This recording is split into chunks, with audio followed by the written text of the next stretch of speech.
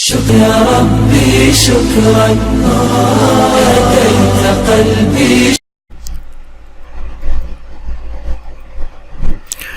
السلام علیکم ورحمۃ اللہ وبرکاتہ. ناظرین، تو آج ہمارا ہے لیکچر نمبر 25 تلاوت کلام پاک کے لیے چند اشعار، جس کو آپ تلاوت کلام کے لیے جب دعوت دیتے ہیں تو آپ اس میں نظامت کے وقت جو ہے ان اشعار کا استعمال کرتے ہوئے اپنی نظامت کو بہترین طریقے سے انجام دے سکتے ہیں. تو اس ویڈیو میں آپ کو جتنے بھی اشعار ملیں گے وہ سب تلاوت کلام پاک کے لیے ہی مخصوص ہیں، تو ان کو آپ کہیں بھی نوٹ فرما لیں اور ویڈیو کو لائک کر دیں اور شیئر ضرور کریں اپنے دوستوں کے ساتھ، اور چینل پہ نئے ہیں تو پھر چینل کو سبسکرائب کر لیں.